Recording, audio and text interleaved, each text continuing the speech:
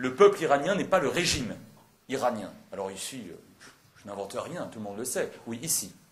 À l'extérieur, je suis stupéfait, jour après jour, notamment dans les milieux universitaires que je fréquente assez assidûment, de constater à quel point il y a une confusion entre le régime, qui est effectivement un régime autoritaire et dictatorial, et qui, par conséquent, n'est absolument pas légitime quant à sa représentation du peuple dont il prétend avoir la charge.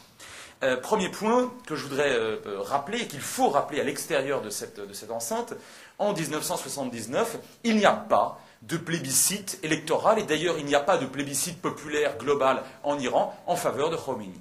Ici, tout le monde sait très bien qu'un parti comme le parti Toudé, par exemple, qui a été interdit bien évidemment par la suite, un parti communiste, était extrêmement important en nombre de militants et en détermination des militants. D'autres courants politiques, d'ailleurs le plus souvent d'essence ou à vocation démocratique, étaient très importants. Mais voilà, il y a eu instrumentalisation, et là encore je remercie Sid Ahmed Ghazali, en même temps je lui en veux beaucoup de m'avoir piqué 2-3 bonnes idées, mais d'avoir évoqué cette instrumentalisation de la religion au profit du politique. Et Khomeini à l'époque a joué énormément sur le social, a joué énormément l'offre politique nouvelle.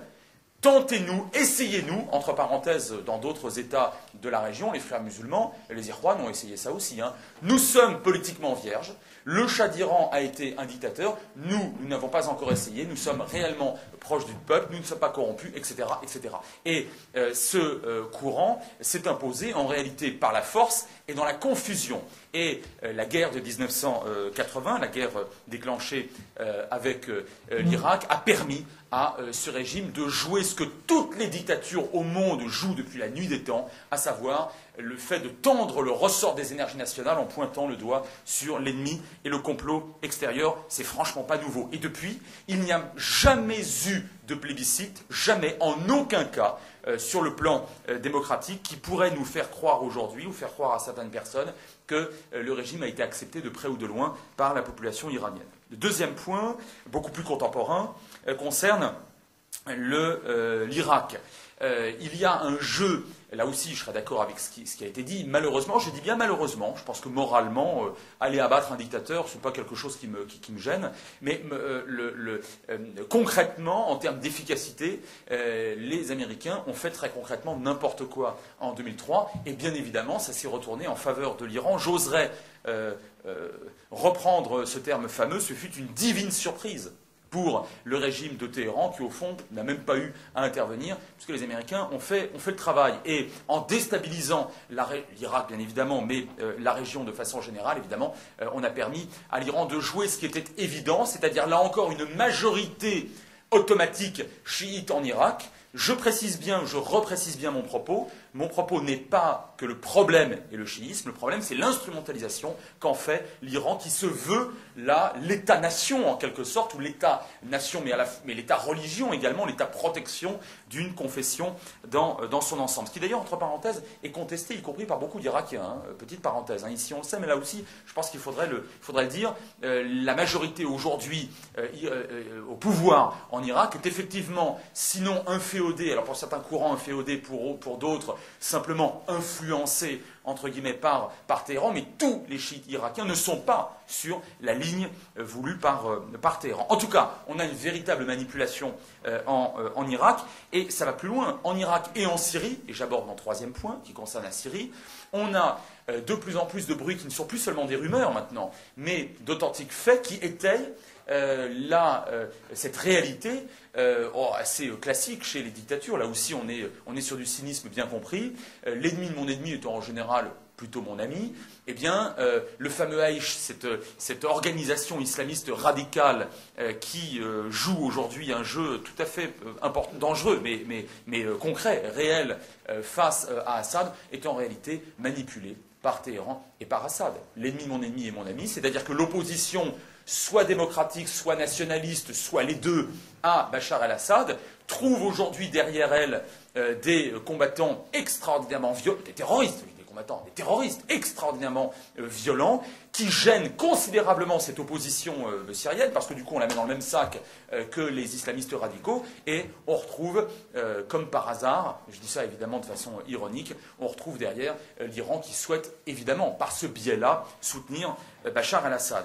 Bachar el-Assad, et c'est le cœur de mon troisième point, qui est non seulement un criminel de guerre, mais un criminel contre l'humanité. Il faudra bien un jour, d'ailleurs, qu'il réponde de ses actes, mais il ne répondra pas de ses actes parce qu'il sera soutenu ad vitam aeternam par la Russie. Mais, si vous voulez, aujourd'hui, l'Iran ne peut pas faire comme si c'était un État, allez, on va dire, rationnel, modéré dans sa géopolitique, dans les relations internationales moyen-orientales, et ne parlons là que du Moyen-Orient, en soutenant Bachar el-Assad. Nous sommes au bout de bientôt 3 ans de répression, je ne peux pas parler de guerre civile, hein, une véritable répression extrêmement dure, qui s'est muée effectivement par la suite en guerre civile et en guerre tout court. Nous sommes sur 120, 130, 140, 150 000 morts. Je n'en sais rien, mais ce qui est sûr, c'est qu'en 3 ans, au Proche-Orient, on a là affaire à quelque chose de pratiquement sans précédent, avec usage d'armements prohibés et un soutien absolument systématique, à la fois sur le plan diplomatique, sur le plan économique et sur le plan militaire de l'Iran. Quatrième point, le Hezbollah, dont la branche militaire a été qualifiée de terroriste, une fois n'est pas coutume, hein, par les Européens, on ne parle même pas des Américains, par les Européens, c'est pour vous dire si c'est des vrais terroristes. Hein. Le Hezbollah, qui a été créé par la République islamique d'Iran, là aussi en jouant sur la rancœur sociale et identitaire des chiites du Sud-Liban, une rancœur qu'on peut parfaitement comprendre. Là, pour le coup, je connais beaucoup mieux le Liban, hein, et sur place, que l'Iran. Les chiites libanais ont toujours été méprisés par les différentes majorités de la population, qu'elles fussent d'ailleurs chrétiennes ou sunnites. Eh bien, malheureusement, l'offre politique était faible et à un certain moment, Amal n'a plus suffi et on s'est jeté dans les bras du Hezbollah, qui a joué tellement, mon Dieu, tellement sur le social. Oui, ben ça c'est un grand classique, hein, c'est les extrémistes qui savent le mieux jouer sur le social. Tout à l'heure, on a évoqué Munich, durant les froids hivers berlinois de 29, 30, 31, qui est-ce qui faisait du social Donc ça, c'est quelque chose qui est très fondamental. Aujourd'hui, le Hezbollah, émanation, création de la République islamique d'Iran en 82 et 83, a perpétré un certain nombre de coups de force, à la fois contre la France, on s'en souvient très cruellement, contre des cibles d'ailleurs civiles juives, en Argentine notamment, en juillet 1994, et ce même Hezbollah, aujourd'hui, soutient corps et âme, j'ai envie de dire corps et armes, je n'ai pas fait exprès, le régime de Bachar el-Assad. Et ça, c'est quelque chose qu'on ne peut pas dégager d'un revers de main. J'ajoute un point que je connais moins, et là je sais que Yves Bonnet et peut-être d'autres aussi en parleront bien mieux que moi. L'Iran a soutenu d'autres groupes terroristes qui d'ailleurs n'étaient pas forcément chiites. Les GIA, à ma connaissance, ne sont pas des chiites, et il y a très très peu de chiites au Maghreb, mais on joue la déstabilisation de façon pratiquement permanente. Je voudrais conclure avec 3 points très rapides pour ne pas dépasser le temps qui m'est imparti. Je le dis souvent, attention au régime aux abois. J'ai eu l'occasion de le dire assez récemment dans l'une des conférences, une table ronde qui portait sur cette thématique. Un régime aux abois est dangereux.